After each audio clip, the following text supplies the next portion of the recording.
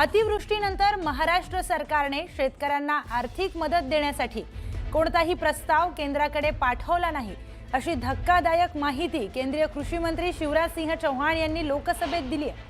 अतिवृष्टीमुळे 14 लाख हेक्टर शेतीचं नुकसान झाल्याची माहिती राज्यातील मंत्र्यांनी दिली होती, पण महाराष्ट्र सरकारने फक्त 1,10,309 हेक्टर शेतीचं नुकसान झाल्याची माहिती ही केंद्राला दिली। महाराष्ट्र सरकारने राज्य आपत्ती निवारण निधीतून अतिवृष्टी आणि पुरामुळे नुकसान झालेल्या शेतकऱ्यांना 4,176 कोटींची मदत केल्याचं देखील त्यांनी सांगितलं। राज्यातील शेतकरी केंद्राच्या मदतीकडे आस लावून बसलेले असताना केंद्राकडे प्रस्तावच न दिल्याची माहिती आता समोर आली आहे। तर अतिशय धक्कादायक माहिती ही आत्ताच्या घडीची आपण बघतोय। अतिवृष्टीनंतर महाराष्ट्र सरकारने शेतकऱ्यांना आश्वासन दिलं होतं की केंद्र सरकारकडून देखील त्यांना मदत मिळेल आणि त्याच केंद्राच्या मदतीकडे शेतकरी हे आस लावून बसलेले असताना हा धक्कादायक आता प्रकार समोर आलेला आहे।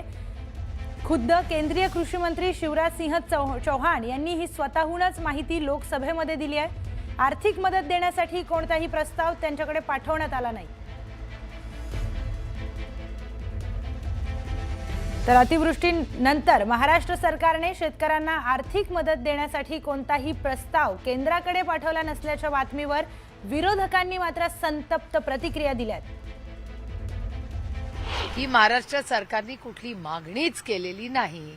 आपल्याला आठवत असेल 30,000 कोटी रुपयाचं पॅकेज महाराष्ट्र सरकारला देणार होतं शेतकऱ्यांना। हे तुमच्याच चॅनलवर लाईव्ह दाखवलेली प्रेस कॉन्फरन्स मी स्वतः पाहिलेली आहे महाराष्ट्र सरकारची। आणि अशा परिस्थितीत ही जी फसवाफसवी चालली आहे कष्ट करणाऱ्या शेतकऱ्याची हे दुर्दैवी आहे। कालच मला यवतमाळ आणि काही भागातून फोन आले होते, वाशिम आणि त्या भागातून, की कपास आणि सोयाबीन ह्या दोन्हीचीही खरेदी केंद्र सरकारकडून व्यवस्थित होत नाहीये, ताई आवाज उठवा।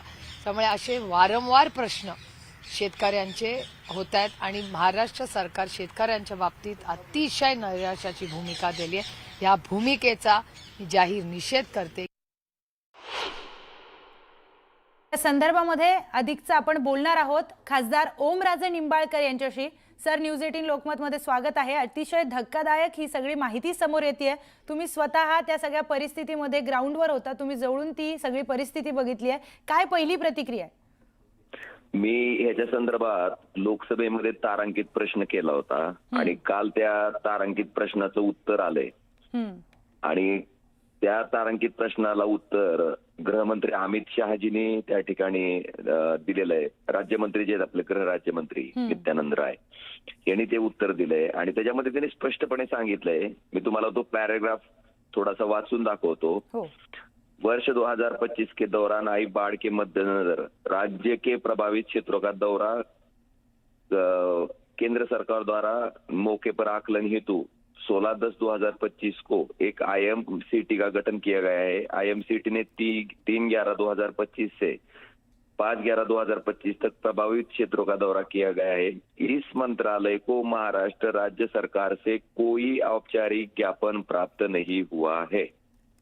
बघा, म्हणजे राज्य सरकारकडनं कुठल्याही प्रकारची मागणी केंद्र सरकारकडे नुकसानीच्या बाबतीत गेलेली नाही। मला वाटतंय आता नगरपालिकेच्या प्रचारातनं मुख्यमंत्री, उपमुख्यमंत्री सगळ्या लोकांना जर वेळ मिळाला असेल तर मला वाटतंय तेवढा प्रस्ताव तातडीनं केंद्राकडे जाणं गरजेचं आहे।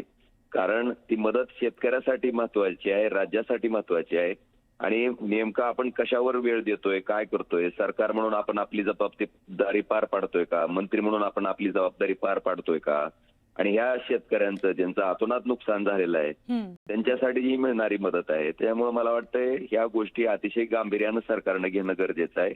ह्याची हेळसांड करणं आता सरकारनं थांबवणं गरजेचं आहे। अगदी महत्त्वाचा मुद्दा सर तुम्ही मांडलाय। जेव्हा शेतकरी केंद्राच्या मदतीकडे आस लावून बसलेले असताना ही जेव्हा माहिती समोर येते तेव्हा शेतकऱ्याचं मनोबल आणखी ढासळलं जाईल का असं वाटतंय?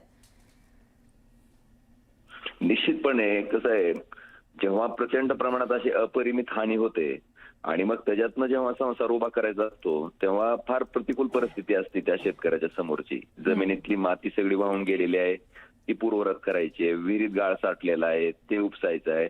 मला सांगा, जे हातचं पीक ज्याच्यावर त्याचा सगळा उदरनिर्वाह चालणार होता तेच हात तोंडाचा आलेला घास त्या ठिकाणी शेतकऱ्याचा निसर्गानं त्या ठिकाणी हिरावून नेलेला आहे. कसं जगायचं त्यानं, कशा त्याच्या लेकरांच्या फीस भरायच्या, तो भयंकर अशी परिस्थिती शेतकऱ्याच्या समोर आहे. आणि त्याच्या समोर जेव्हा असं येईल किंवा जे सरकार म्हणून ज्याच्याकडे अपेक्षा आहेत आणि अपेक्षेनं त्या ठिकाणी आम्ही सरकार आम्हाला मदत करेल ह्या भावनेतनं थांबलोय, ते सरकार ही साधं केंद्र सरकारकडे प्रस्ताव पाठवण्याच्या बाबतीत जर इतकी दिरंगाई होत असेल तर हे अतिशय दुर्दैवी आहे.